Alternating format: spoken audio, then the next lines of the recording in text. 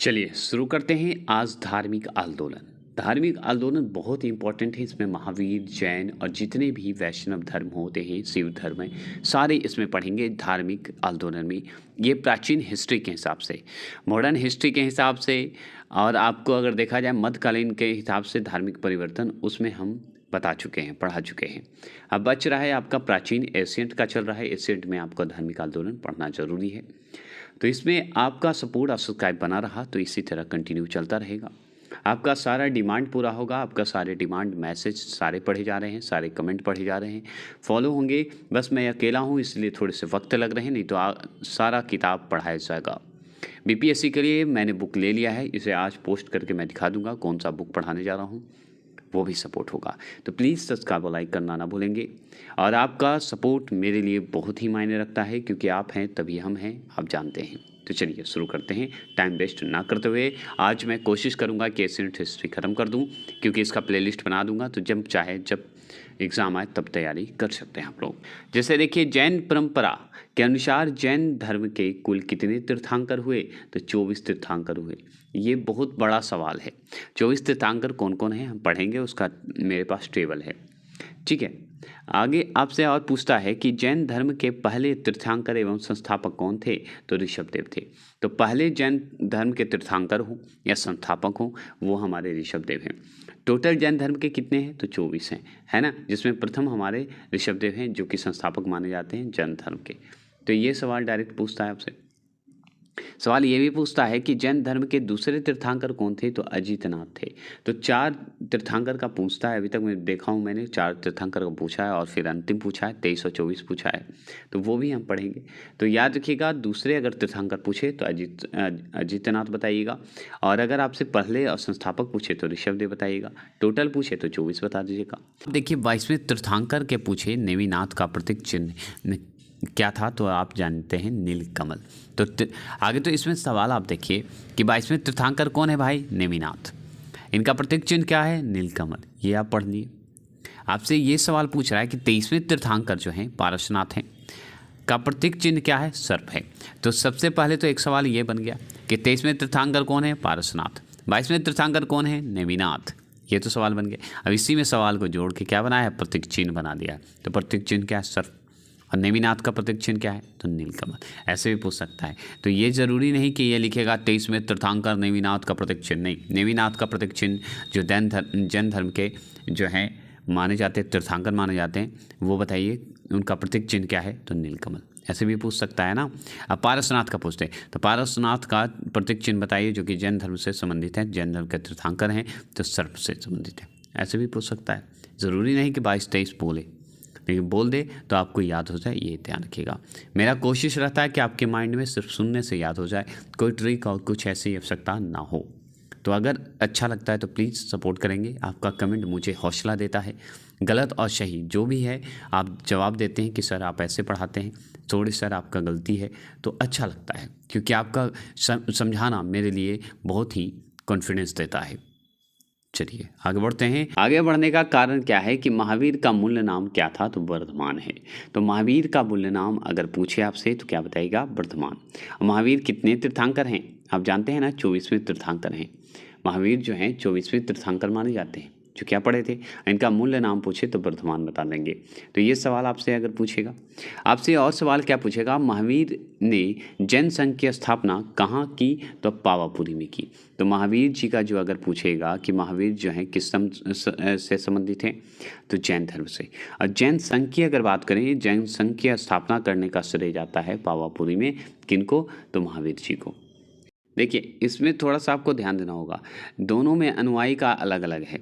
जैसे महावीर स्वामी के अनुयायी क्या कहलाते थे? तो जैनी कहलाते थे या जैन कहलाते थे। याद रखिएगा, जैन कहलाते थे या जैनी कहलाते हैं। अगर बोले पारसनाथ के अनुयायी क्या कहलाते थे, तो हम जानते हैं क्या कहलाते थे? निग्र ग्रंथ, ऐसे कहते हैं, निग्र ग्रंथ कहलाते थे। ठीक है, ये समझ गए। तो आप पे डिपेंड करता है कि आप किस तरह से लेते हैं। तो निग्र ग्रंथ भी बोल सकते हैं, निग्रथ बोल सकते हैं, कोई दिक्कत नहीं है। महावीर स्वामी का प्रतीक चिन्ह क्या था? तो देखिए सबका प्रतीक चिन्ह है, तो महावीर का भी जो है आपका क्या होगा? क्या हो जाएगा? शेर इनका प्रतीक चिन्ह है। जैसे पारसनाथ का आप पढ़े प्रतीक चिन्ह क्या पढ़े? सर्प पढ़े। पढ़े कि नहीं। उसी तरह महावीर स्वामी का प्रतीक चिन्ह क्या है, तो शेर है। और महावीर के में तीर्थंकर हैं, 24वें तीर्थंकर हैं, याद हो गया। पारसनाथ कितने हैं, तो 23वें तीर्थंकर हैं। तो पारसनाथ का अनुयायी को क्या कहते हैं, दो निर्ग्रंथ कहते हैं, निर्ग्रंथ कहते हैं। और महावीर स्वामी के अनुयायी को क्या कहते हैं, जैनी या जैन कहते हैं। सुन रहे हैं, याद हो रहा है कि नहीं।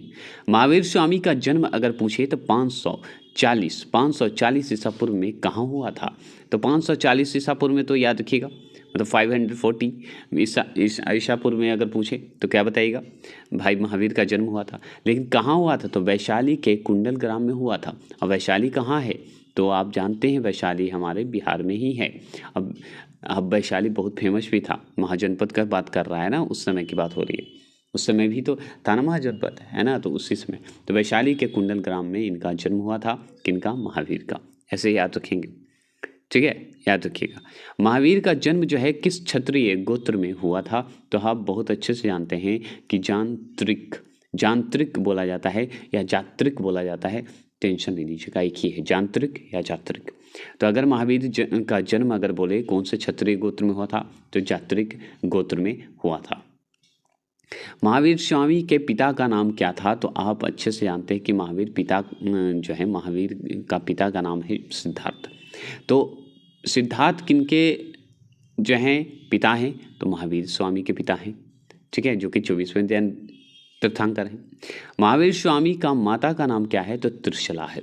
क्या नाम है, त्रिशला है। तो ये भी सवाल आपसे इतना बार पूछा है कि आपको याद होगा। तो ऐसे सवाल आपको पूछते हैं कि त्रिशला जो नाम है किस जैन धर्मी का माता का नाम है, तो आप बहुत अच्छे से जवाब दीजिएगा। 24वें तीर्थंकर महावीर स्वामी की माता का नाम है। भगवान महावीर का प्रथम शिष्य अगर पूछेगा कौन था, तो जमाली बताइएगा। सवाल कैसे पूछता है ये भी है कि जमाली जो है किनका शिष्य था, कौन से धर्म के थे जो शिष्य था जमाली, तो जैन धर्म के थे महावीर, उनके शिष्य था कौन, जमाली। ऐसे सवाल भी पूछ सकते हैं, 5 ऑप्शन वालों के लिए ज़्यादातर पूछ सकता है, कुछ भी पूछ देता है। आगे सवाल है कि जैन भिक्षुओं को नग्न रहने की शिक्षा किसने दी, तो महावीर स्वामी ने ही दिए थे। तो जो जैन भिक्षु जो थे, जैन जो भिक्षु होते थे, उन्हें नग्न रहने की जो वस्त्र ना पहन सके उनके लिए यह है, नग्न रहने की शिक्षा किसने दी थी, तो महावीर स्वामी ने दी थी। जैन धर्म में पूर्ण ज्ञान को क्या कहा गया है, तो जैन धर्म में अगर पूर्ण ज्ञान की बात कहेगा तो हम उस ज्ञान को कहेंगे कैवल्य ज्ञान कहेंगे। क्या कहेंगे, कैवल्य ज्ञान कहेंगे। ये सवाल है। आपसे और सवाल पूछता है कि जैन धर्म का सबसे महत्वपूर्ण सिद्धांत क्या था, तो अहिंसा है। तो जैन धर्म का सबसे महत्वपूर्ण अगर सिद्धांत बोल दे तो आप बताइएगा अहिंसा। और जैन धर्म का त्रिरत्न कौन कौन से हैं, तो सम्यक श्रद्धा है, सम्यक ज्ञान है और सम्यक आचरण है। तो जैन धर्म का त्रिरत्न जो है कौन कौन से हैं, तो त्रिरत्न अगर आपसे पूछेगा तो सम्यक श्रद्धा बताइएगा, सम्यक ज्ञान और सम्यक आचरण। सम्यक सम में लगेगा, ये ध्यान रखिएगा। बस ध्यान रखना है कि श्रद्धा, ज्ञान और आचरण, ये 3 जो है आपको याद रखना होगा। सम्यक तो आपको सब में लग जाएगा, ठीक है। जैसे ही जैन की बात होगी तो सम्यक तो सब में लगेगा, आपको ध्यान रखना है। श्रद्धा, ज्ञान, आचरण की बात अगर करेगा त्रिरत्न कहलाता है। किसमें, तो जैन धर्म में। जैन धर्म के मौलिक ग्रंथ को क्या कहते हैं, तो पूर्व कहते हैं। महावीर स्वामी की मृत्यु किस ईस्वी में हुआ था, ईसा पूर्व में हुआ था, तो 468 ईसा पूर्व में हुआ था, 468 ईसा पूर्व में हुआ था। ऐसे याद रखेंगे। भारत में जैन धर्म का कौन सा संप्रदाय जो है फैला था, तो दिगंबर संप्रदाय जो है फैला था। तो भारत में 2 गो थे, जिसमें दिगंबर संप्रदाय जो है सबसे ज़्यादा फैला था, जो कि जैन धर्म से ही संबंधित था, ठीक है। और एक है जो कि मैं आगे बताऊंगा। जैन धर्म का सबसे बड़ा केंद्र कहाँ था, तो आप बहुत अच्छे से जानते हैं, चंपानगरी। चंपानगरी जो है वहाँ पे क्या है, जैन धर्म का सबसे बड़ा केंद्र था, ठीक है। केंद्र कहा गया है तो चंपानगरी को, ऐसे भी बोल सकते हैं। महावीर स्वामी ने अपना प्रथम उपदेश कहाँ दिया था, तो राजगीर में दिए थे। प्रथम उपदेश की बात होगा तो राजगीर बताइएगा। किनका, महावीर स्वामी का। श्रवणबेलगोला में गोमतेश्वर की मूर्ति किसने बनवाया, तो आप अच्छे से उनके बारे में जानते हैं, चामुंडा राय ने। चामुंडा राय ने क्या बनवाए, ये सवाल पूछता है। चामुंडा राय ने श्रवणबेलगोला में क्या बनवाया? तो गोमतेश्वर की मूर्ति बनवाया, ये ध्यान रखिएगा। कोई दिक्कत? अगर आपसे पूछे कि जैन तीर्थंकरों के 5 मंदिरों का निर्माण किस शासक ने करवाया? तो चंदेल शासकों ने करवाया था। तो जैन धर्म का जो है, जैन तीर्थंकर कहिए या जैन धर्म कहिए, जैन तीर्थंकरों की 5 मंदिर, जैन तीर्थंकर मतलब व्यक्ति का 5 मंदिर बनवाया है, जो कि कौन बनवाया है? तो चंदेल शासक ने बनवाया था। जैन धर्म के तीर्थंकरों के मंदिर समझिए उनके नाम पे। महावीर स्वामी ने किस भाषा को प्रचार का माध्यम बनाया? तो प्राकृत भाषा को बनाया था। तो इसमें सवाल आपसे पूछता है कि महावीर जो हैं, स्वामी जो हैं, किस भाषा का प्रचार करते थे? ज़्यादातर किस भाषा में ज़्यादा जो है बताते थे, लोग को उपदेश देते थे? तो प्राकृतिक भाषा में। ठीक है, प्राकृतिक भाषा में, ये जरूर ध्यान रखिएगा। जैन धर्म कौन कौन सा संप्रदाय में बांटा था? तो आप याद रखिएगा श्वेतंबर और दिगंबर, जो कि आप सबसे ज़्यादा जानते हैं कि दिगंबर का सबसे ज़्यादा प्रचार हुआ था श्वेतंबर से ज़्यादा। तो श्वेतंबर एवं दिगंबर जो है आप याद रखिएगा जैन धर्म का में बांटा गया था। संप्रदाय में, 2 संप्रदाय में, श्वेतंबर और दिगंबर।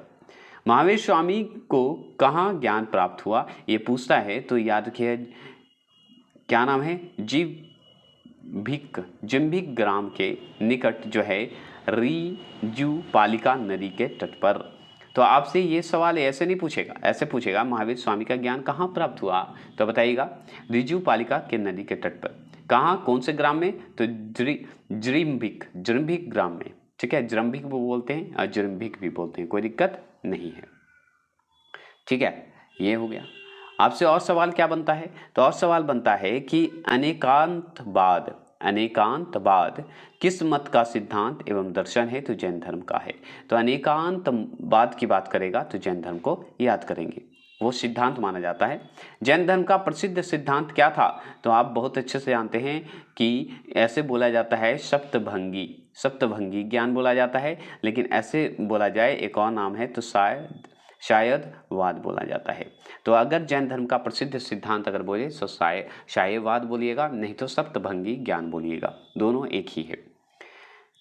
जैनियों द्वारा शरीर को भूखा रखकर प्राण त्यागने की कौन सा जो है या कौन सी विधि कहा जाता है या कौन सी विधि कही जाती है? तो संलेखन विधि कहा जाता है। संलेखना ऐसे कहते हैं या संलेखन विधि एक ही है। तो संलेखना विधि या संलेखन विधि याद रखिएगा। आपसे और पूछता है कि जैन मठों को क्या कहा जाता है? तो हम बहुत अच्छे से जानते हैं कि वशदिश कहते हैं। क्या कहते हैं? वशदिश कहते हैं। तो जैन मठों को क्या कहा जाता है? तो वशदिश कहते हैं। जैन धर्म में किसकी मान्यता नहीं है? तो ईश्वर एवं आत्मा की मान्यता नहीं दी गई है। ठीक है, ईश्वर और आत्मा की मान्यता जो है जैन धर्म में नहीं दी गई है। अनुव्रत शब्द जो है किस धर्म से जुड़ा है? तो जैन धर्म से जुड़ा है। तो अनुव्रत अगर शब्द पूछे तो जैन धर्म। ठीक है, आगे पढ़ेंगे। आगे सवाल को टेबल वाला मैं लास्ट में बताऊंगा। किस स्थान पर महावीर स्वामी का महानिवारण जो है, मतलब महानिवारण मतलब मृत्यु हुआ? तो पावापुरी में इनकी मृत्यु हो गई थी। महावीर की मृत्यु के बाद जैन संघ का अध्यक्ष कौन बना? तो हम बहुत अच्छे से जानते हैं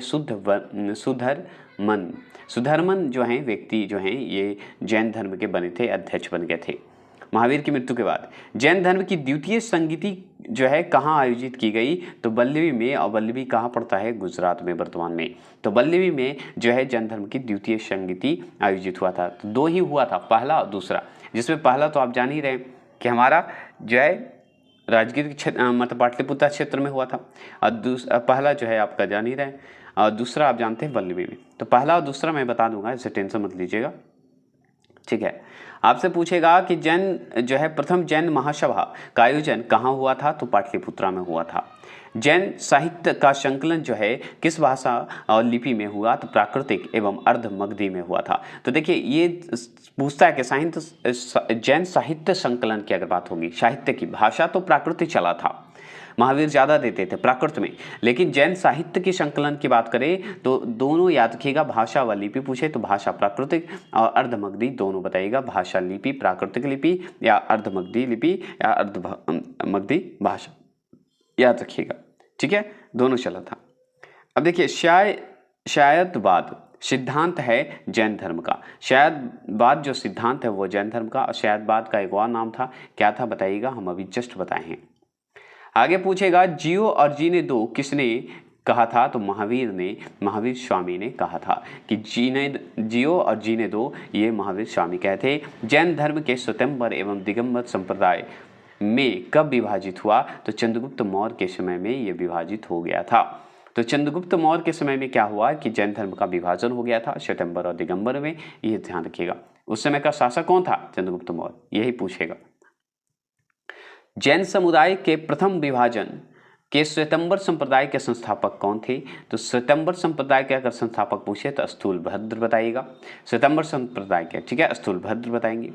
जैन धर्म में मति ज्ञान किसे कहा जाता है? तो जो ज्ञान इंद्रियां और मन दोनों से प्राप्त होता है। तो याद रखिए, मति ज्ञान का मतलब होता है जो ज्ञान इंद्रियां और मन दोनों से प्राप्त कर सकते हैं, उसे ही मति ज्ञान बोलते हैं। इंद्रियों से भी प्राप्त करेंगे और मन से भी। महावीर स्वामी यति कब कहलाए? तो गृह त्याग के बाद यति कहलाए। तो ये ऐसे सवाल नहीं पूछेगा, सवाल ऐसे पूछेगा कि महावीर स्वामी जो हैं ये बताइए कि जब घर त्यागे थे तो उस घर त्याग के को किस नाम से जाना जाता है? तो यति के नाम से जाना जाता है। देख रहे हैं, मैं आपको सिर्फ याद दिलाने के पॉइंट ऑफ व्यू से बोल रहा हूं। जैन धर्म के सिद्धांत जो है भारतीय षड्यंत्र दर्शन, ठीक है, क्या है? षड्यंत्र दर्शन के किस दर्शन के करीब है? तो संख्या दर्शन के करीब है। तो आपसे पूछेगा षड्यंत्र दर्शन बोलते हैं जो है किस दर्शन के करीब है? तो संख्या दर्शन के करीब होता है, ये ध्यान रखिएगा। देखिए, जैन धर्म के सिद्धांत से दर्शन के किस दर्शन के करीब है? तो संख्या दर्शन के करीब होता है, ये जरूर पूछता है, याद रखिएगा। आपसे पूछेगा कि जैन परंपरा के अनुसार वासुदेव कृष्ण किस तीर्थंकर के समकालीन थे? तो अरिस्टोनेमी के समकालीन थे। तो वासुदेव जो कृष्ण हैं वो किसके समय में थे? तो अरिस्टोनेमी के समय में थे, जैन परंपरा के अनुसार बताया जाता है। वासुदेव कृष्ण की बात होती है तब, ठीक है। जैन धर्म में मूर्ति पूजा का प्रथम साक्ष्य जो है कहाँ से मिलता है? तो मथुरा अभिलेख से मिलता है। तो जैन धर्म का मूर्ति पूजा का अगर पूछे प्रथम साक्ष्य कहाँ मिलता है? तो मथुरा अभिलेख से मिलेगा। देखिए, जैन धर्म के अंतिम महान संरचकों में गणना किससे की जाती है? तो जय सिंह सिद्धराज चालुक्य एवं कुमारपाल चालुक्य को की जाती है, ये ध्यान रखिएगा। आपसे पूछेगा स्वामी महावीर के भिक्षुणी संघ की प्रधान कौन थी? तो आप जानते हैं चंदना। क्या है? चंदना, ये ध्यान रखेंगे। जैन साहित्य को क्या कहा जाता है? तो हम जानते हैं आगम कहा जाता है। क्या कहा जाता है? आगम कहा जाता है। जैन साहित्य को क्या कहा जाता है? तो आगम कहते हैं। ये सवाल आपसे वो पूछेगा कि जैन धर्म को बताइए, जैन धर्म का जो साहित्य है उसे क्या कहेंगे? तो आगम कहेंगे। जैन ग्रंथ का कल्पसूत्र जो है रचयिता कौन है? तो भद्रबाहु हैं। तो कल्पसूत्र की अगर रचयिता की बात करेंगे तो भद्रबाहु को करेंगे। जैन ग्रंथ का कल्पसूत्र जो है रचयिता अगर पूछे तो भद्रबाहु बताएंगे। अगर आपसे पूछेगा कि परिशिष्ट पर्व जो जैन धर्म से संबंधित रचना है को रचयिता अगर पूछे आपसे तो क्या बताएगा? हेमचंद्र बता देंगे। क्या बताएगा? हेमचंद्र बताएगा। तो परिशिष्ट पर्व जो जैन धर्म से संबंधित रचना है उसकी रचयिता अगर आपसे पूछेगा तो हेमचंद्र को बता देंगे। अगर आपसे पूछे किस जैन रचना में 16 महाजनपदों का उल्लेख मिलता है? तो भगवती सूत्र में मिलता है। तो किस में मिलता है? तो याद रखिएगा 16 महाजनपदों के उल्लेख में मिलता है भगवती सूत्र। अगर आपसे पूछे सबसे पूर्वकालिक जैन ग्रंथ जो है कहलाता क्या है? तो 14 पूर्व कहलाता है। क्या कहलाता है? 14 पूर्व कहलाता है। अगर पूर्वकालिक अगर जैन ग्रंथ की बात करेगा तो हम बताएंगे 14 पूर्व। अगर दिलवाड़ा के जैन मंदिर का निर्माण जो है किसने करवाया था? तो हम बहुत अच्छे से उनका जवाब देंगे, बिमल शाह ने करवाया था। कौन करवाया था? बिमल शाह करवाया था। तो इस सवाल को थोड़ा सा ध्यान से फिर से पढ़ेंगे। क्या पढ़ेंगे कि दिलवाड़ा का जैन मंदिर जो है हमारा राजस्थान में है, आप अच्छे से जानते हैं। इसका निर्माण करवाने वाले जो व्यक्ति थे कौन थे? तो आप बहुत अच्छे से जानते हैं कि बिमल शाह थे। कौन थे? शाह थे, जो कि जैन मंदिर है दिलवाड़ा में, आप देखे हैं ना। आपसे और सवाल क्या पूछता है आपसे कि जैन धर्म के अंतिम राजकीय संरक्षण मतलब बॉडीगार्ड किस वंश के शासक ने जो है दिया था, तो गुजरात के चालुक्य ने दिया था। तो संरक्षक की काम अगर बात करें, वंश की बात करें, तो गुजरात के चालुक्य क्या था, अंतिम राजकीय संरक्षक था।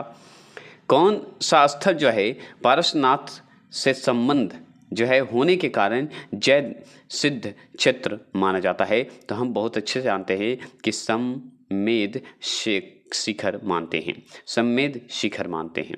क्या मानते हैं? सम्मेद शिखर मानते हैं। ये सवाल को देखिएगा, जो बौद्ध धर्म की स्थापना किसने की? तो गौतम बुद्ध ने की। तो अब चलते हैं बौद्ध धर्म की।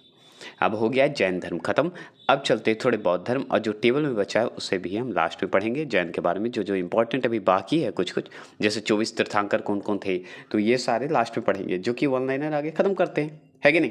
तो चलिए अब शुरू करते हैं, आपका गौतम बुद्ध का शुरुआत करते हैं। बस आप सपोर्ट, आप सब्सक्राइब करते रहिए। तो गौतम बुद्ध को ज्ञान प्राप्त हुआ था, तो हम बहुत अच्छे से जानते हैं वैशाखी के पूर्णिमा के दिन हुआ था। तो गौतम बुद्ध को ज्ञान तो प्राप्त हुआ, कब हुआ? पूर्णिमा के दिन। कौन से पूर्णिमा? वैशाख पूर्णिमा में बोला जाता है, वैशाख पूर्णिमा, वैशाख पूर्णिमा कर दीजिएगा, ठीक है। गौतम बुद्ध का जन्म जो है कहाँ हुआ था? तो हम अच्छे से जानते हैं कि कपिलवस्तु के पास लुम्बिनी वन में हुआ था, जो कि नेपाल में पड़ता है ना। तो आपसे पूछेगा गौतम बुद्ध का जन्म जो है कहाँ हुआ था, तो कपिलवस्तु के पास लुम्बिनी वन में हुआ था। लुम्बिनी वन कहिए, लुम्बिनी ग्राम कहिए, जो कर सकते हैं। गौतम बुद्ध का जन्म कब हुआ था? तो 563 ईसा पूर्व में हुआ था, ये आपको याद है। गौतम बुद्ध का माता का नाम क्या था? तो महामाया देवी नाम था, महामाया नाम था। गौतम बुद्ध की माता का अगर नाम पूछे तो महामाया एक और नाम है। गौतम बुद्ध के पिता का नाम क्या था? तो सुधोधन था, सुधोधन था। गौतम बुद्ध की पत्नी का नाम क्या था? तो यशोधरा था। क्या नाम था? अशोधरा नाम था। तो गौतम बुद्ध की पत्नी का नाम यशोधरा, गौतम बुद्ध के पिता का नाम सुदोषण, और गौतम बुद्ध का माता का नाम जो है महामाया। माँ जो है दो हैं, याद रखिएगा, लेकिन महामाया को याद किया गया है, गौतम बुद्ध की माता का नाम किया गया है। आगे चलेंगे तो बताएंगे, मौसी का नाम तो आप जानते ही हैं, ठीक है। तो महामाया देवी रखा गया है। गौतम बुद्ध के पिता का नाम सुदोषण है, और गौतम बुद्ध की पत्नी का नाम यशोधरा है। ये आपको क्लियर हो गया? कोई दिक्कत अगर बुद्ध से पूछेगा तो? अगर पूछे गौतम बुद्ध जो है कितने वर्ष की अवस्था में गृह त्यागे थे, तो 29 वर्ष की अवस्था में जो है गृह त्याग दिए थे, घर त्याग दिए थे। ये भी सवाल आपसे पूछता है। इस सवाल को ध्यान से देखिएगा, क्योंकि इस सवाल में 2 क्वेश्चन बनेंगे। कैसे? देखिएगा, जैसे देखिए बुद्ध का महापरिनिर्वाण मतलब मृत्यु कहाँ हुआ था? तो कुशीनगर में। तो सवाल ये भी बनता है कि बुद्ध भगवान की जो मृत्यु हुई थी, उस मृत्यु को क्या कहा जाता है? तो महापरिनिर्वाण। समझ गए? तो ऐसे भी सवाल को घुमाएगा तो आप टेंशन ना लेंगे। अब देखिए बात करते हैं, मृत्यु की बात हुई तो मृत्यु को क्या कहते हैं ये तो आप जान गए। अब देखिए बुद्ध के गृह त्याग की घटना को क्या कहा गया है? तो महानिष्कर्वण, महाभिनिष्कर्वण कहा गया है। महानिष्कर्वण भी दे दे तो कोई दिक्कत नहीं होनी चाहिए, और महाभिनिष्कर्वण भी दे दे तो भी दिक्कत नहीं होनी चाहिए। तो महाभिनिष्कर्वण दे दिए या महानिष्कर्वण दे दिए तो आप समझिएगा कि बुद्ध भगवान अपना घर छोड़ के निकल दिए। गृह त्याग उसी को कहते हैं। ये हो गया। बुद्ध को अगर बात करें, बुद्ध को ज्ञान कहाँ प्राप्त हुआ, तो हम बहुत अच्छे से जानते हैं कि बोध गया में, और भी पीपल के वृक्ष के नीचे हुआ है। लेकिन उस जगह पे क्या कहते हैं? उर्वेला कहते हैं। उस समय उर्वेला कहा जाता था। उर्वेला मतलब बोध गया को कहा जाता था। उसी में पीपल वृक्ष था, वृक्ष के नीचे इनको ज्ञान प्राप्त हुआ, जो कि हम बुद्ध गया के नाम से जानते हैं, ठीक है। अगर आपसे पूछे कि बुद्ध ने अपना प्रथम उपदेश कहाँ दिया था, तो सारनाथ में दिए थे। अब सारनाथ के कहाँ? हिरण्य पार्क में। कहाँ? हिरण्य पार्क में। तो आपको हिरण्य पार्क तो पूछेगा नहीं, लेकिन हाँ बीपीएससी वालों के लिए याद रखिएगा, ये सब इंपॉर्टेंट है, क्योंकि 5 को ऑप्शन बनते हैं। तो याद रखिए सारनाथ के हिरण्य पार्क में बनते हैं। तो बुद्ध का प्रथम उपदेश कहाँ दिया गया था? तो सारनाथ के हिरण्य पार्क में। बुद्ध के प्रथम उपदेश को किस नाम से जाना जाता है? तो धर्मचक्र परिवर्तन। देख रहे हैं, मृत्यु इनकी थी तो क्या कहे थे इनको? महापरिनिर्वाण। किनकी? बुद्ध भगवान की। और घर को त्यागने वाले को क्या कहा गया था? बुद्ध भगवान जब घर त्यागे थे, गृह त्याग को, तो महाभिनिष्कर्वण कहा गया। अब बुद्ध ने जो प्रथम उपदेश दिए थे उसे क्या कहा गया? धर्मचक्र परिवर्तन। क्लियर? कोई दिक्कत नहीं ना? समझ गए? भूलिएगा नहीं। अब देखिए, जैसे हम जैन में पढ़े 3 त्रिरत्न, इसी में भी पढ़ेंगे बौद्ध धर्म के त्रिरत्न किसे माना गया है, तो बुद्ध को, शंग को और धम्म को। किसे माना गया, तो बुद्ध को, शंग को और धम्म को त्रिरत्न माना गया। ठीक है, आगे बढ़ते हैं। बुद्ध के अनुसार कौन सा मार्ग जो है सर्वोत्तम है, तो मध्यम मार्ग जो है सर्वोत्तम है। और ये सच है, मैं भी बोलता हूँ, मैं भी यही मध्यम मार्ग ही अपनाता हूँ। न ज़्यादा हड़बड़ा कर आगे बढ़ता हूँ, न कम हड़बड़ाता हूँ, मध्यम मार्ग चलता हूँ। मतलब मध्यम बातें भी करता हूँ, मध्यम सोच भी मेरा है।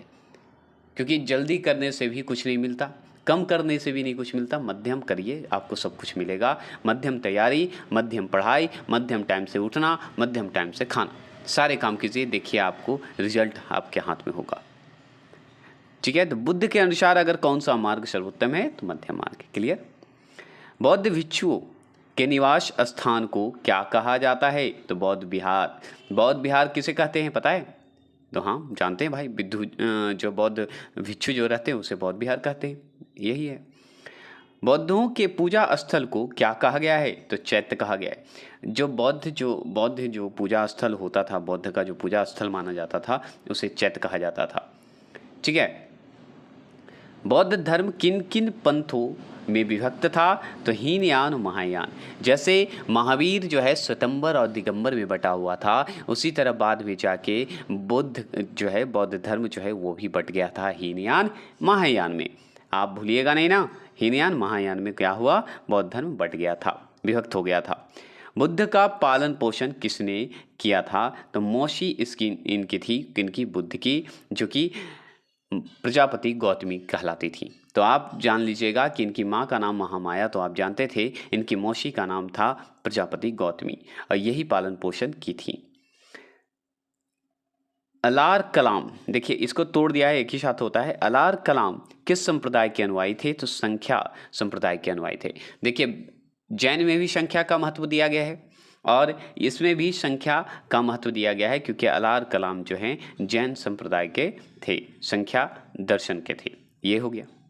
बौद्ध संघ में प्रवेश को क्या कहा जाता है, तो हम बहुत अच्छे से जानते हैं, उपसंपदा कहते हैं, उपसंपदा कहा जाता है, या प्रव्रज्य कहलाता है। तो प्रव्रज्य कहलाइए या उपसंपदा कहलाइए, बौद्ध संघ में प्रवेश करने वाले को कहा जाता है। बौद्ध संघ में प्रवेश जब करिएगा, इंटरव्यू लीजिएगा, तो उसे वही कहते हैं, क्या कहते हैं, उपसंपदा कहलाएगा। मान लीजिए आप बौद्ध धर्म को अपनाना चाहते हैं, तो जब आप बौद्ध धर्म को अपना लीजिएगा तो उसे उपसंपदा के रूप में आपको रखा जाएगा। बौद्ध संघ में प्रस्तावित पाठ को क्या कहा जाता था, तो याद रखिएगा, अनुशावन पाठ कहते थे। क्या कहते थे, तो हम बहुत अच्छे से जानते हैं, अनुशावन जो है पाठ कहा जाता था। अगर बौद्ध धर्म में प्रस्तावित जो पाठ का होता था उसको हम अनुशावन पाठ कहेंगे। देखिए बुद्ध के 5 प्रिय शिष्य कौन कौन थे, तो बुद्ध के 5 प्रिय शिष्य थे, जिसमें अनिरुद्ध का नाम बहुत आता है, आनंद का नाम बहुत आता है, उपाली का भी नाम आता है, और सारिपुत्र का भी नाम आता है, और ये तो आप जानते हैं क्या नाम है, मोगललना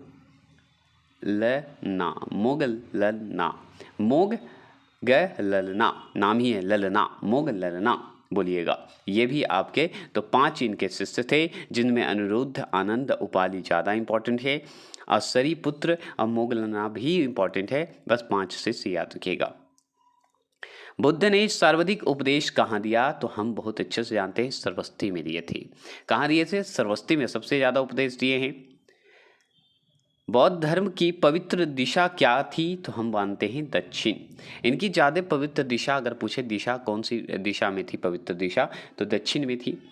और ये सवाल याद रखिएगा, जैसे जैन में प्राकृत भाषा इंपॉर्टेंट है, उसी तरह बौद्ध धर्म के प्रचार जो करते थे किस भाषा में करते थे, तो पाली भाषा में करते थे। तो बौद्ध जैसे ही आएगा तो पाली भाषा लगा दीजिएगा, क्योंकि पाली भाषा लिपि, पाली जो है भाषा लगा दीजिएगा, पाली लिपि लगा दीजिएगा, कुछ भी दिक्कत नहीं है। बौद्ध धर्म का सर्वाधिक प्रचार किस राज्य में हुआ, तो कौशल राज्य में सबसे ज़्यादा हुआ था। तो बौद्ध धर्म का प्रचार अगर पूछे किस राज्य में हुआ, तो कौशल राज्य में।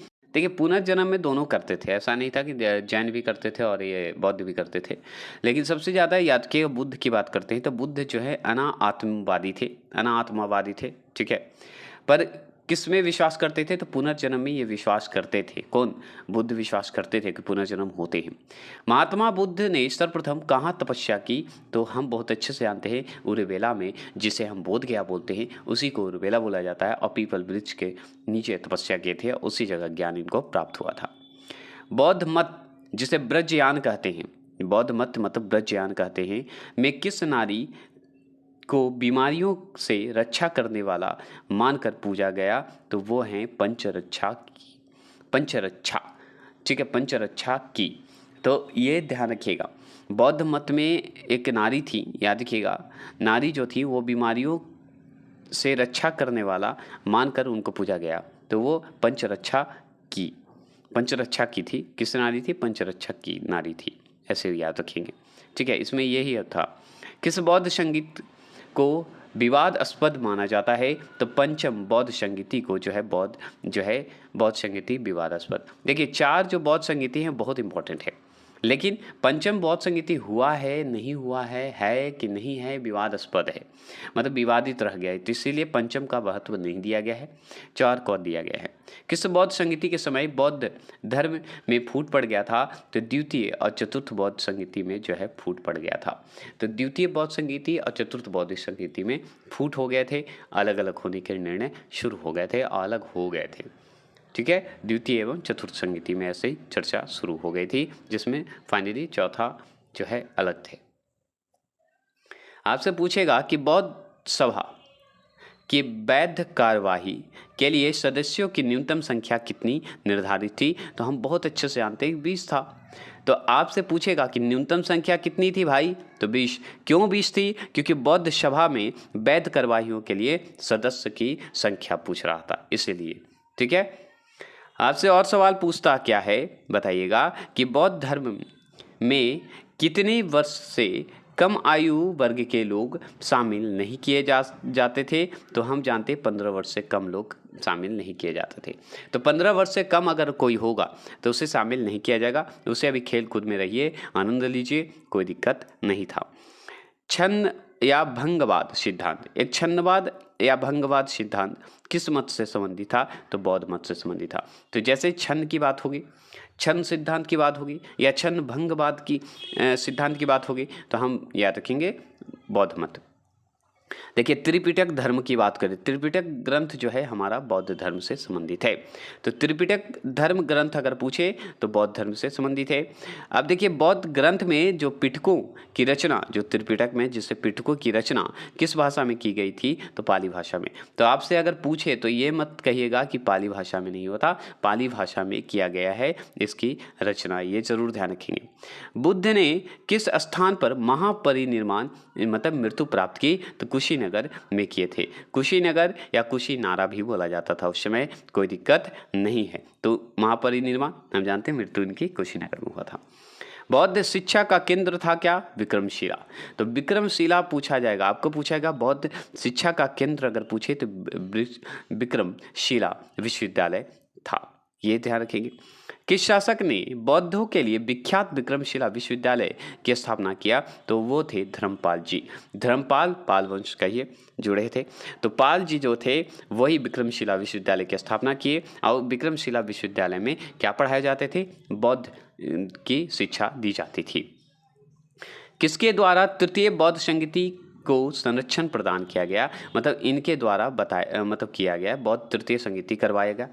वो व्यक्ति का नाम क्या है तो अशोक। अशोक जो है कहाँ करवाया था तो पाटलिपुत्रा में ही करवाया था। तो तृतीय बौद्ध संगीति जो है कब हुआ था तो हम जानते हैं कब हुआ था, तो हुआ था पाटलिपुत्रा में हुआ था। और कौन करवाया था तो अशोक करवाया था तृतीय बौद्ध संगीति, ये आप समझ गए। तृतीय बौद्ध संगीति जो है किस ईस्वी में डेट अगर पूछते तो आप बताइएगा 255 ईसा पूर्व में बताइएगा। और बताइएगा इसके जो अध्यक्ष थे बौद्ध संगीति के, तृतीय बौद्ध संगीति के, वो मोगालीपुत्र तीस थे, बस इतना ध्यान रखिएगा। तो तृतीय का क्लियर हो गया, ऐसे टेबल में बता देंगे। किस शासक के शासनकाल में नेपाल में बौद्ध धर्म का गमन हुआ तो अशोक के समय में ही तो बौद्ध धर्म का गमन हुआ, याद रखेंगे। बौद्ध धर्म का आगमन कहाँ हुआ? नेपाल में अशोक के समय ही हुआ था, उस समय उतना नहीं था। भारत में सबसे प्राचीन बिहार है कौन? नालंदा। तो भारत में सबसे प्राचीन अगर पूछे बिहार कौन है? नालंदा बिहार है। सांची क्यों विख्यात है?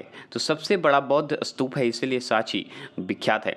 मतलब बौद्ध का जो है स्तूप बनाया गया सबसे बड़ा, जो कि इसलिए उसे सांची जो है विख्यात है।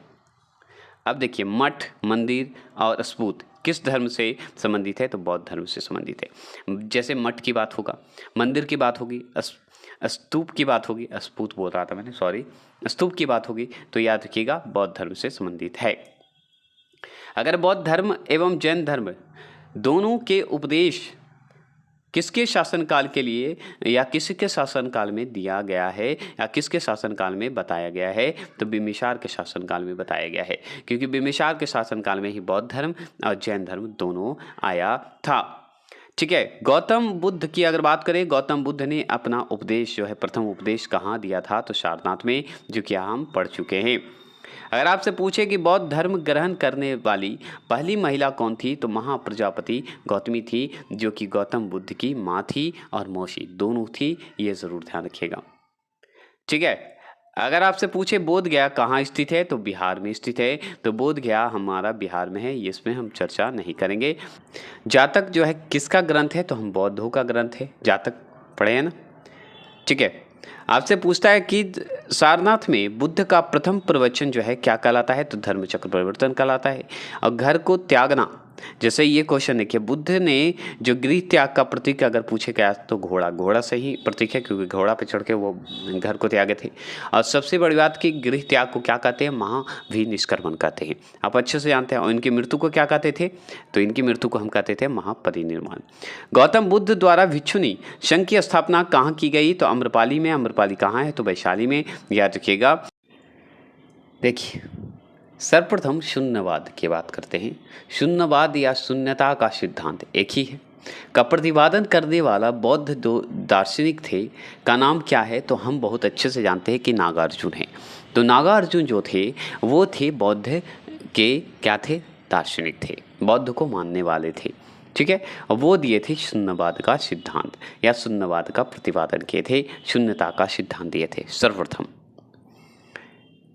किसे एशिया की रोशनी, द लाइट ऑफ एशिया कहा जाता है? तो गौतम बुद्ध को ही कहा जाता है। और ये सवाल इतना बार पूछा है कि आप लोग नहीं भूले होंगे। अगर भूल गए तो सुन लीजिए, याद कर लीजिए। ठीक है। The light of Asia Gautam Buddha को कहते हैं, एशिया की रोशनी हम कहते हैं गौतम बुद्ध को।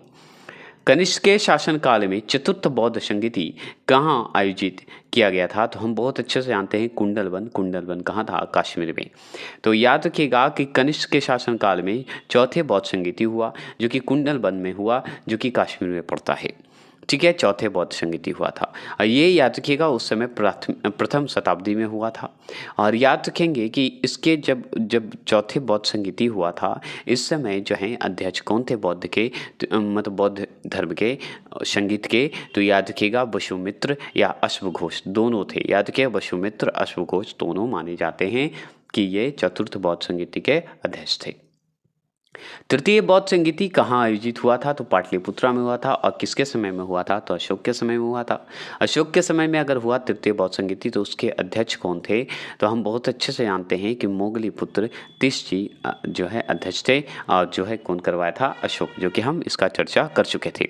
अब आपसे पूछता है कि प्रथम बौद्ध संगीति जो है किस नगर में आयोजित की गई थी? तो राजगृह में किया गया था। और जब राजगृह में यह किया गया था, तो उस समय जो है कौन करवाया था प्रथम बौद्ध संगीति? तो अजातशत्रु करवाया था। कौन करवाया था? अजातशत्रु करवाया था। तो प्रथम बौद्ध संगीति कौन करवाया? कौन शासक? तो अजातशत्रु करवाया। कौन वंश से था? तो हरेक वंश से था। ये भी पूछता है। जो है प्रथम बौद्ध संगीति जो है कहाँ हुआ था? तो राजगीर में हुआ था। ठीक है, क्लियर हो गया। बुद्ध की मृत्यु के बाद प्रथम बौद्ध संगीति की अध्यक्षता किसने की? तो महाकश्यप जी किए थे। यहाँ पे दिया हुआ है महाकश्यप, दिया हुआ है ना। और महाकश्यप और भी ढंग से लिखाता है, याद रखेंगे।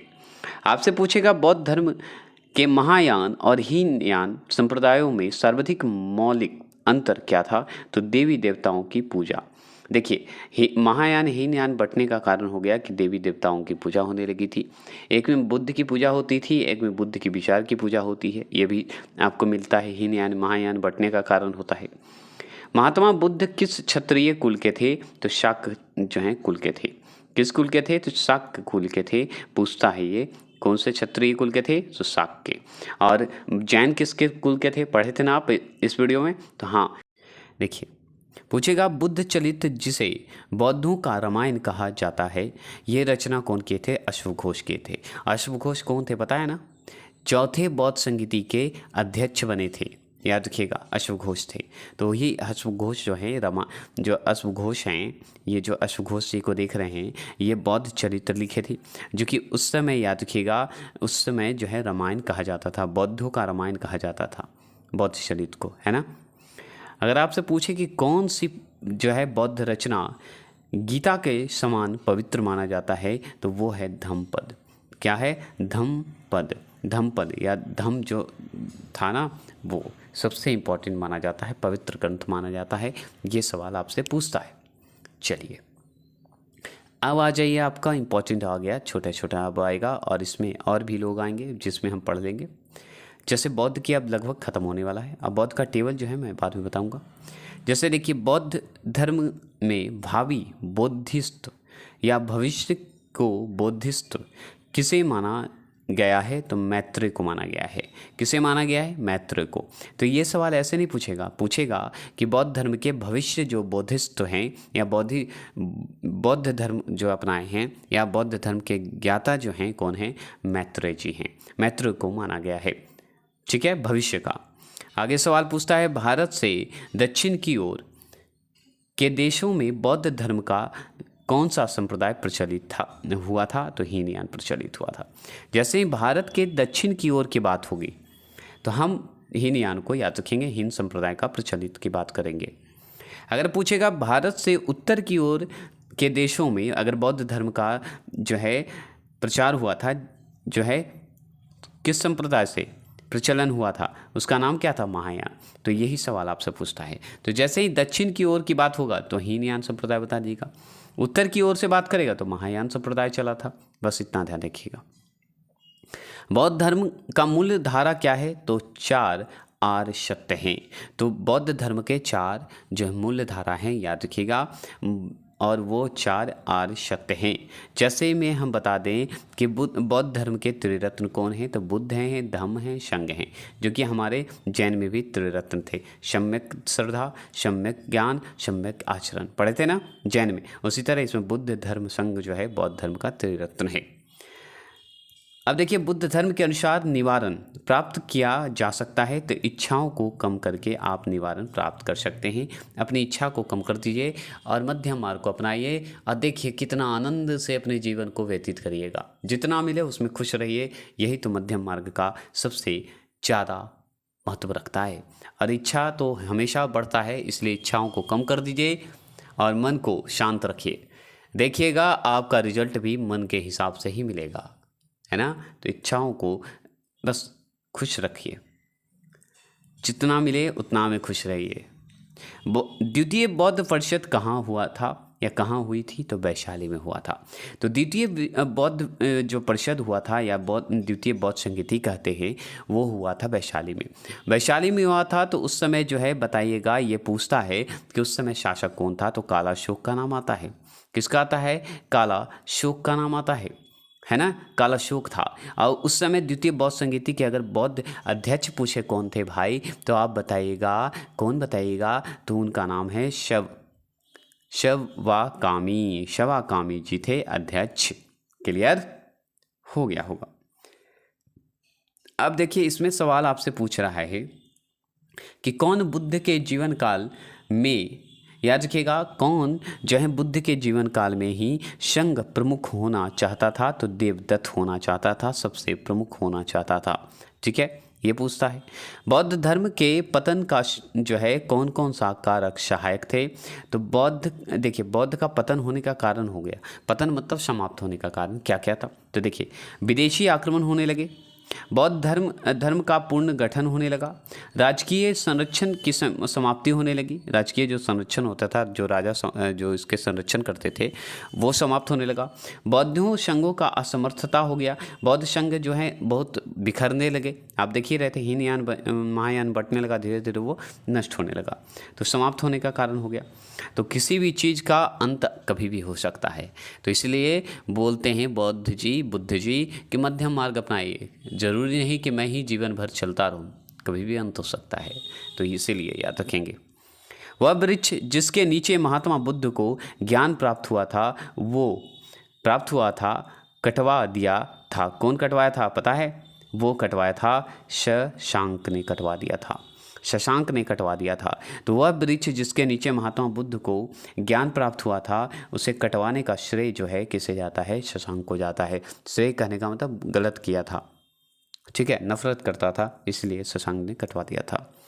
गृहस्थल जीवन में रहकर बौद्ध मत मानने वाले लोगों को क्या कहा जाता है? उपासक।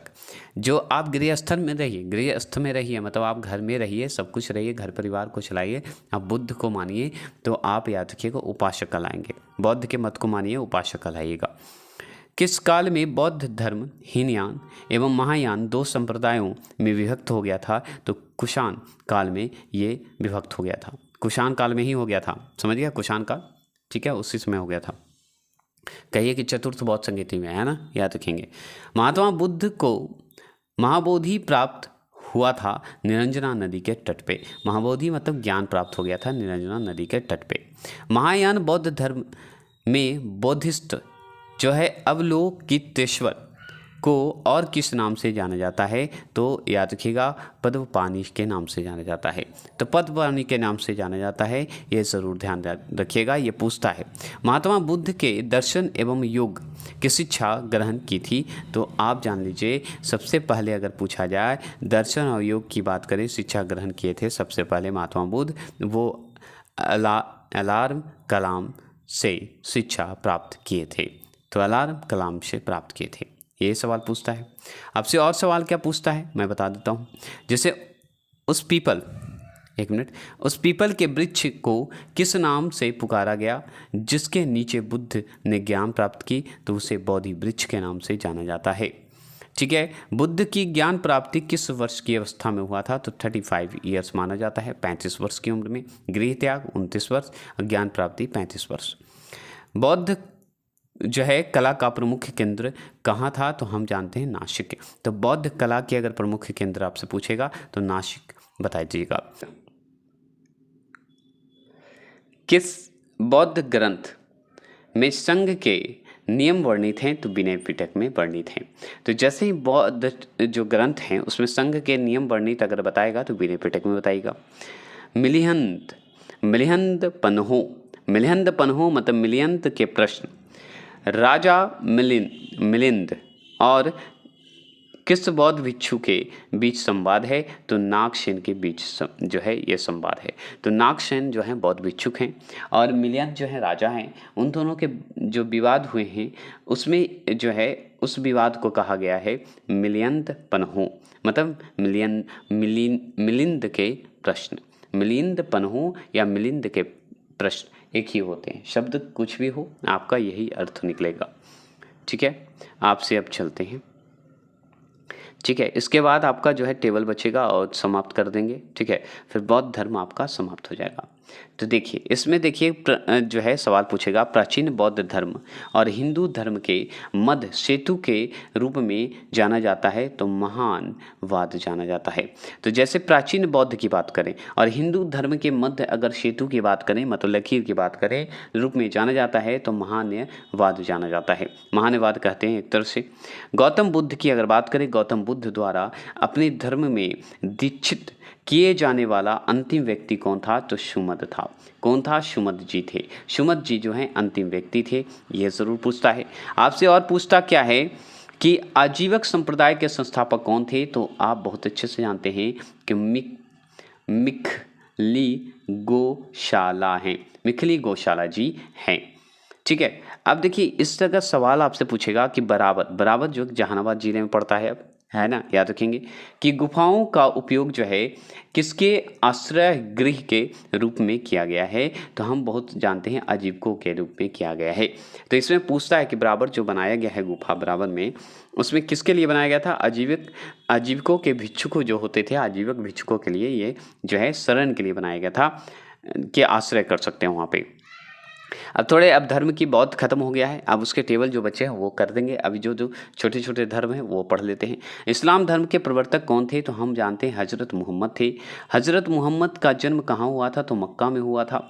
हजरत मोहम्मद का बचपन का नाम क्या है? तो अमीन नाम था। ये सब सवाल आपसे पूछ सकता है, नेवी पूछ सकता है, तो इसलिए पढ़ते चल जाएंगे। हजरत मोहम्मद का ज्ञान कहाँ प्राप्त हुआ था? तो मक्का के पास हुआ था। ठीक है, मक्का के पास कौन सा? हीरा नामक गुफा में हुआ था, इनका जन्म हुआ था उस समय। मक्का कहाँ स्थित है? तो हम जानते हैं सऊदी अरब में हुआ है, आप भी अच्छे से जानते हैं। देखिएगा, 24 सितंबर 622 ईस्वी को हजरत मोहम्मद ने मक्का से मदीना की यात्रा को किस नाम से जाना जाता है? तो हिजरी संवत या मुस्लिम संवत के नाम से जानते हैं। मतलब जो हजरत मोहम्मद है मक्का से मदीना यात्रा किए थे उसी को हिजरी संवत कहते हैं या मुस्लिम संवत कहते हैं। पैगंबर की मृत्यु कब हुई थी? तो 8 जून 632 ईस्वी में हो गया था पैगंबर की मृत्यु। अब आपसे पूछेगा पैगंबर के उत्तराधिकारी को कहा जाता था? तो खलीफा कहते थे। तो जैसे ही पैगंबर के उत्तराधिकारी को क्या कहा जाता है? तो हम जानते हैं खलीफा कहते हैं। और खलीफा समझते थे, खलीफा जो है उपाधि मिलता था, और खलीफा उपाधि मिलता था तो दिल्ली का आप सुने होंगे, दिल्ली का सुल्तान खलीफा की उपाधि लेके आया पैगंबर से, है ना, सऊदी अरब से। तो यही था, ठीक है, याद रखिएगा, इन्हीं के तहत मिलता था, और मिल गया तो आप राजा हो गया, और क्या। पैगंबर की शिक्षाओं का संग्रह किसमें है? तो हम जानते हैं कुरान ग्रंथ में। कुरान ग्रंथ में ये जो है शिक्षा है, याद रखिएगा। पैगंबर के जन्म दिन पर कौन सा पर्व जो है मनाया जाता है? तो ईद ए मिलाद उन नबी जो है मनाया जाता है। तो ईद ए मिलाद उन नबी मनाया जाता है। ईसाई धर्म के प्रवर्तक कौन थे? तो ईसा मसीह थे। तो ईसाई धर्म के प्रवर्तक जो हैं ईसा मसीह थे। ईसाई धर्म का प्रमुख ग्रंथ क्या था? तो बाइबल था, ये भी ध्यान रखिएगा। तो ईसाई धर्म का अगर प्रमुख ग्रंथ पूछे तो बाइबल हम जानते हैं, जैसे कि कुरान उन लोग का है, किन लोग का? इस्लाम का है। ईसाई धर्म का विकास जो है किस धर्म से हुआ? तो यहूदी धर्म से हुआ था। ईसाई धर्म का कौन कौन से संप्रदाय हुए? तो हम बहुत अच्छे से जानते हैं, कैथोलिक थे तथा प्रोटेस्टेंट थे, स्टैंडर्ड कहते हैं उनको, याद रखेंगे।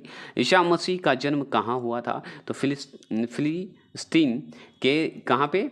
गैलीली प्रांत के नाजरत नामक स्थान पर हुआ था ईसा मसीह का जन्म हुआ था।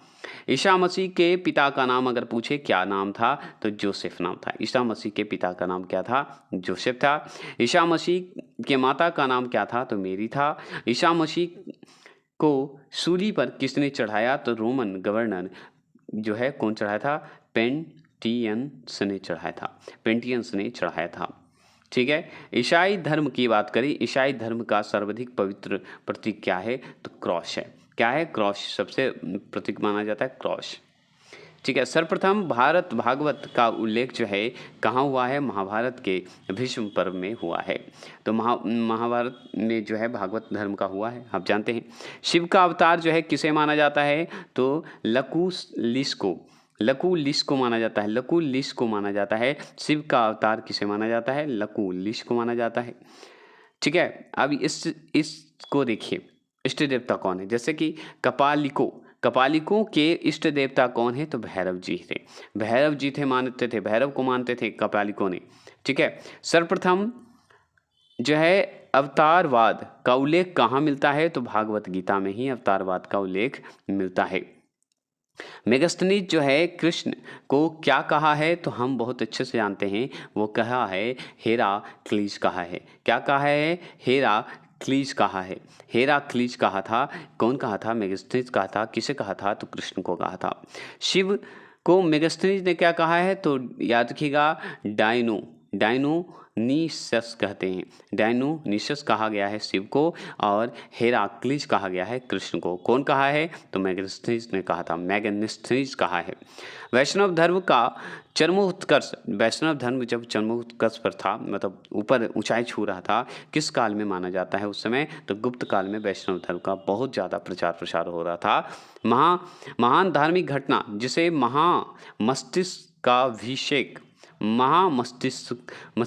मस्तिष्क का अभिषेक जो है संबंधित है तो बाहुबली से संबंधित है। तो बाहुबली का नाम सुने होंगे, है ना, बाहुबली फिल्म देखें। तो आपसे पूछेगा कि बाहुबली जो है महान धार्मिक थे, महान जो धार्मिक घटना है जिसे महा मस्तिष्क का भी अभिषेक बोलते हैं, वो संबंधित है बाहुबली से। ऐसे ही सवाल पूछता है, उतना सवाल घुमाने की आवश्यकता नहीं है।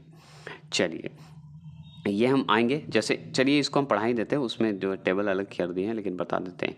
जैसे इसमें देखिए वैष्णव धर्म के प्रमुख संप्रदाय की बात करते हैं, मत और जो है आचार्य की बात करते हैं। तो प्रमुख संप्रदाय और मत और आचार्य, तो आचार्य इसके कौन कौन है, मत कौन कौन है, ये इंपॉर्टेंट है। तो जैसे वैष्णव धर्म के संप्रदाय हैं विशिष्ट द्वैतवाद, अगर वैष्णव धर्म के संप्रदाय को किस मत से जोड़ेंगे तो विशिष्ट द्वैत से जोड़ेंगे।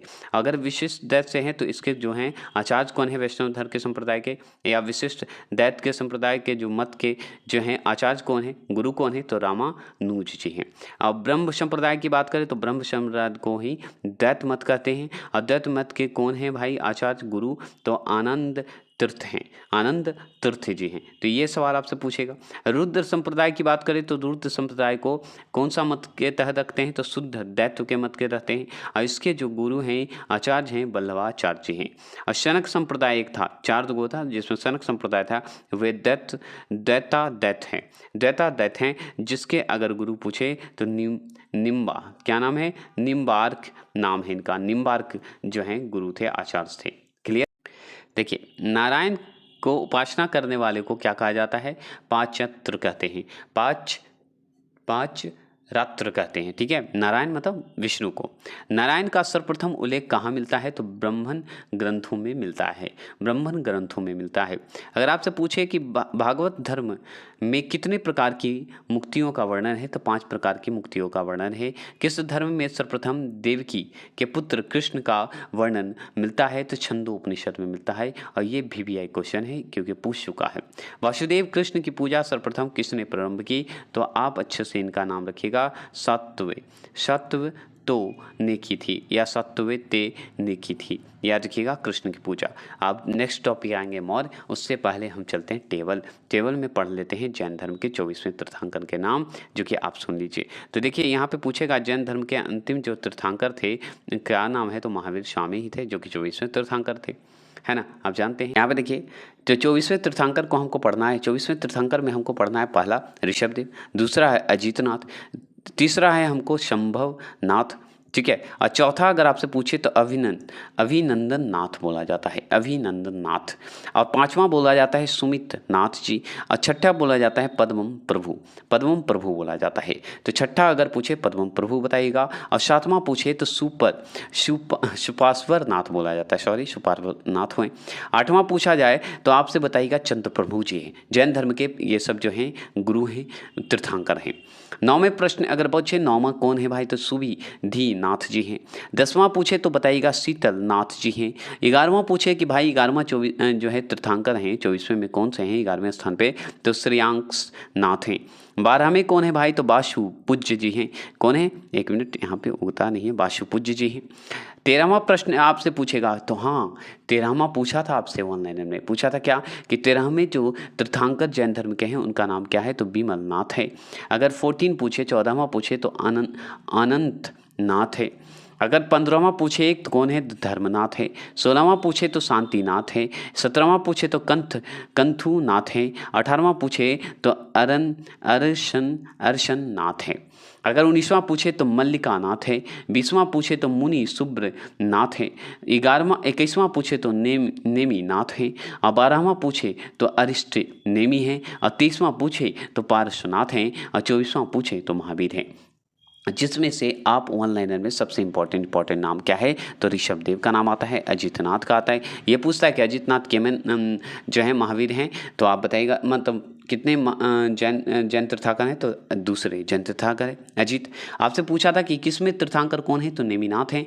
और अरिष्ट नेमी जो है केमें तीर्थंकर हैं, तो 22वें हैं। और 23वें कौन है, पारसनाथ हैं। और 24वें कौन है, महावीर हैं। ये पूछता है। और एक 13वां पूछता है विमल नाथ हैं, ये पूछता है। तो ये सारे चीज़ आपको मैंने करवा दिया है। जैन तीर्थंकर का 24 वर्ड आप सुने होंगे तो ठीक है, नहीं तो 1-2 बार सुनिए आपको याद हो जाएगा।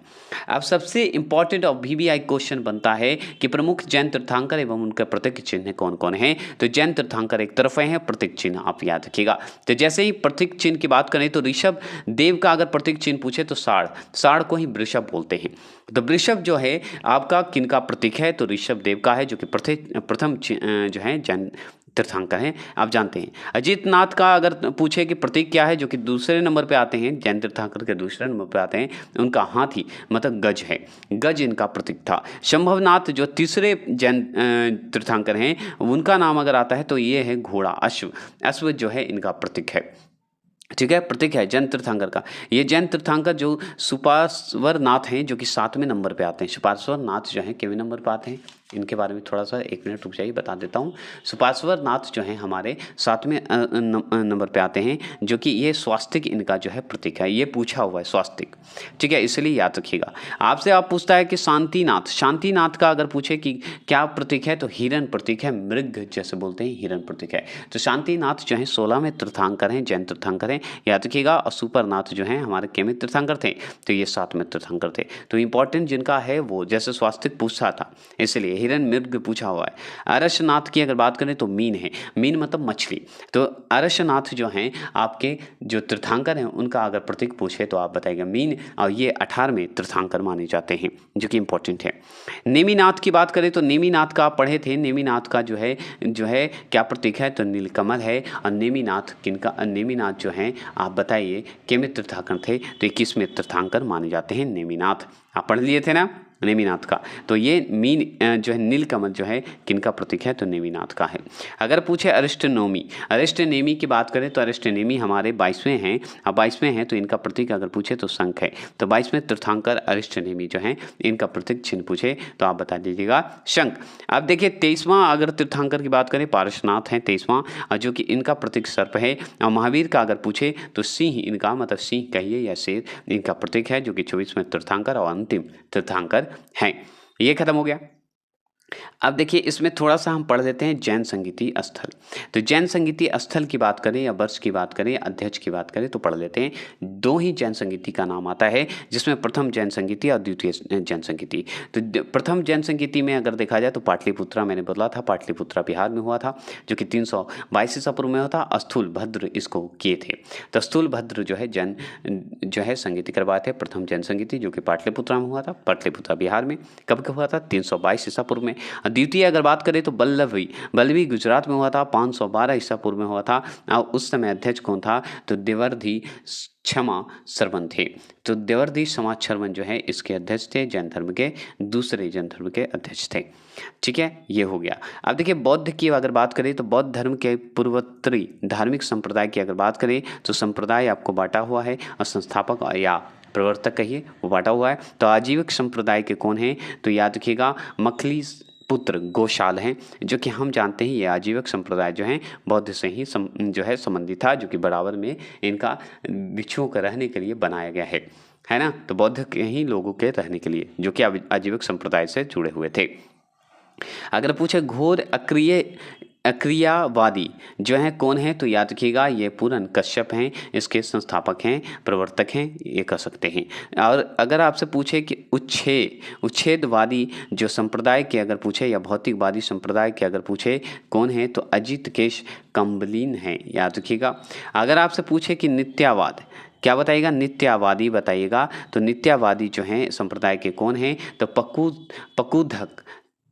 पकुधक चायन है जी, पकुधक चायन है।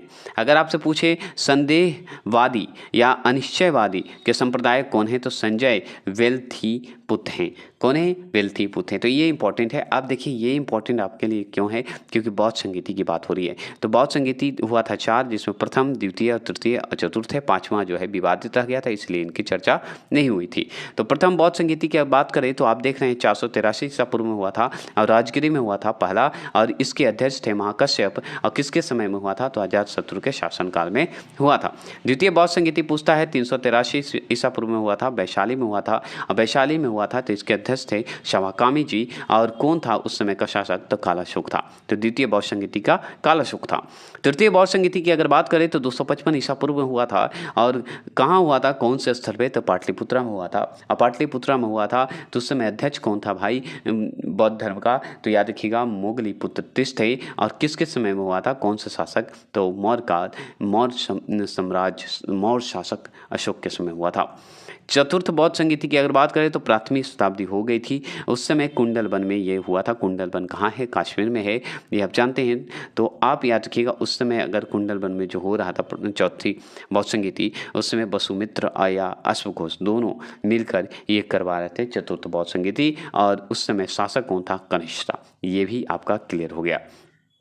आपसे पूछता है महात्मा बुद्ध के जीवन के संबंध में बौद्ध के प्रतीक कौन है, घटना प्रतीक और घटना प्रतीक। तो याद रखिएगा जन्म की बात करें तो याद रखिएगा बुद्ध के जन्म का प्रतीक अगर पूछे तो कमल और षाढ़ है। कमल और षाढ़ जो है जन्म है, इनका प्रतीक है किनका, तो हम जानते हैं बुद्ध का। ज्ञान की अगर बात करें, बुद्ध के ज्ञान का प्रतीक अगर पूछे तो पीपल है, बोधि वृक्ष है, हम जानते हैं। और इनकी मृत्यु की बात करें तो इनकी मृत्यु का स्तूप को इंडिकेट किया गया है, स्तूप को। और गृह त्याग को क्या कहा गया है, तो घोड़ा का प्रतीक मानते हैं, हम जानते हैं। और निर्माण की बात करते हैं तो पद चिन्ह की बात करते हैं, मतलब उनकी मृत्यु जो हुई थी उसी को, पद चिन्ह को ही हम निवारण बोलते हैं। और प्रथम उपदेश को चक्र बोलते हैं, जिसे हम धर्म चक्र परिवर्तन बोलते हैं।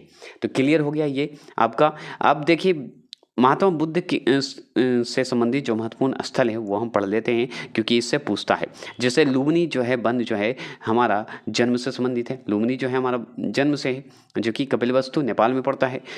उर्वेला जिसे बोध गया बोलते हैं हम लोग, उर्वेला जो है बोध गया, जिसे ज्ञान की प्राप्ति का बोलते हैं, बोधि वृक्ष बोलते हैं वहाँ पे। सारनाथ की अगर बात करें तो सारनाथ हमारा प्रथम उपदेश के नाम से जाना जाता है। कुशीनगर इनकी मृत्यु का जो है संबंधित है, हम अच्छे से जानते हैं। और सरस्वती अगर पूछे तो सरस्वती में सर्वाधिक उपदेश का बोला जाता है। तो सर्वाधिक उपदेश कहाँ दिए थे, सरस्वती में। और ये सच है, बहुत लोग कन्फ्यूज हो जाते हैं। तो सरस्वती में सबसे ज़्यादा उपदेश दिए थे। और वेलुवन में सबसे ज़्यादा उपदेश दिए, वेलुवन में क्या हुआ था, निवास स्थान था। तो वेलुवन इनका निवास स्थान है। सबसे ज़्यादा उपदेश कहाँ दिए थे, सरस्वती में। इनकी मृत्यु कुशीनगर में। सारनाथ में उपदेश दिए थे प्रथम। और वेला में ज्ञान प्राप्त हुआ था, और वेला जिसे बौद्ध गया कहते हैं। और लुम्बिनी वन जो कि जन्म हुआ था कपिलवस्तु, आप जानते हैं। ये हो गया, ये तो मैं पढ़ा ही चुका हूँ। चलिए आज के लिए इतना ही रखते हैं, बौद्ध धर्म खत्म हो गया। अब मौर्य और आपका चंद्रगुप्त मौर्य आज रात तक आपको अपलोड कर दिया जाएगा, और इससे ज़्यादा क्वेश्चन आपको कहीं नहीं आएगा। तो जय हिंद, जय भारत। आप सपोर्ट और सब्सक्राइब करते रहें।